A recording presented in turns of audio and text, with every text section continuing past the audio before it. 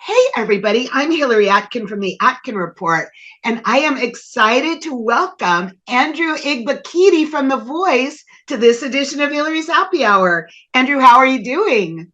I'm doing great. How are you? Really good, thank you.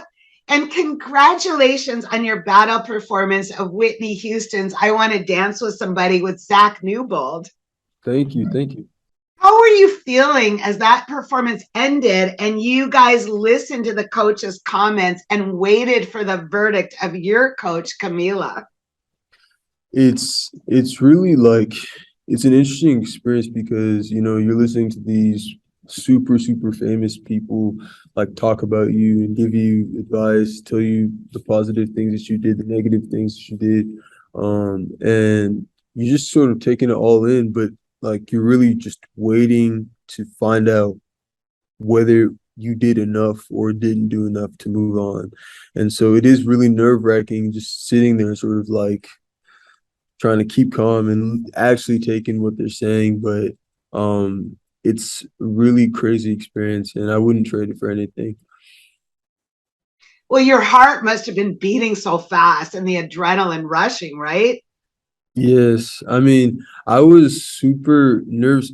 I think it was weird though because like I honestly in the moment whenever after the coaches comments and everything I started to be like, okay, so I have to think of what I'm going to pack to go home. I was like starting to think about my actions after I was off the show. Like that's where my mindset was because I wanted to be on the show and I knew I was good enough to, and I knew my performance could be so much better than it was. But um at the same time, you never know with these things. So I think after she said my name, I you can see the genuine shock on my face, like because I don't know, she knew and believed in my talent, and that's really nice.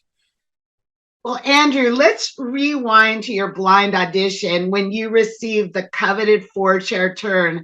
You sang When the Party's Over by Billie Eilish, and Gwen, Camila, and Blake turned within a few seconds before John did. And then I could see your mom urging you to choose John. But Mhm. tell us what was going through your head as all of this went down. I honestly like I went into the audition thinking if I just get one chair, just one person turns around for me, that's all I need. Like, and I was not even sure about that one cheer. So whenever it was Camila, Gwen, and Blake looking at me after like the first verse of my song, I was like, I haven't even finished my song, guys. Like I haven't even started it barely. But it was just so surreal and it made me very affirmed in my ability and my talent.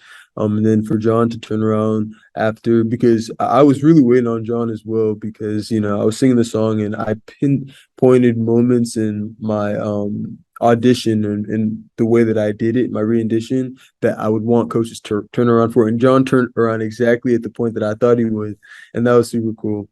But yeah, it was just surreal.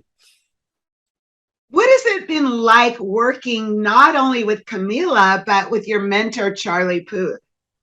Oh my gosh. So Camila's just like the best human on this earth, like the most down to earth person. She understands me. Like her and I really connect on that like very personal level because we both are hypercritical of ourselves, especially earlier on in our career when she was younger and starting out. And even now she is that way to a certain degree. And I'm the exact same way. So we bonded over that. And it's been really nice for her to actually see me on that level.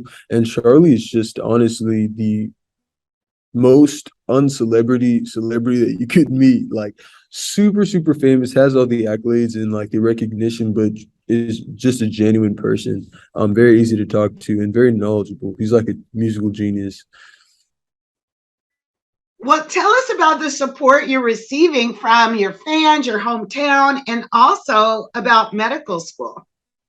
So the support from my from just different people who like support me and the people from back home, it's been wild, honestly. I don't know, you go into these things, you audition, do open castings, and you don't really think about the magnitude of the show and the show's reach.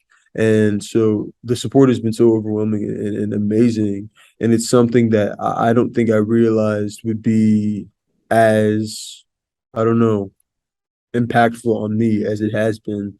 And with medical school, it's been also interesting because there are everyone that I go to school with now is, aware of my position on the show, and that's been also interesting to navigate. But everyone's been so sweet and kind, and it's not like I'm not like a celebrity or anything. So it's not like my personal privacy, like physically has been invaded. So, but it is a different treatment, and it's really cool and it's nice. I'm not really used to this at all, but it's very cool.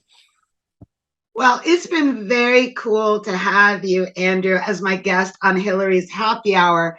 And as we wrap it up, I want to raise a toast to you and your continued success on The Voice. Thank you so much for having me. Cheers to you. Cheers.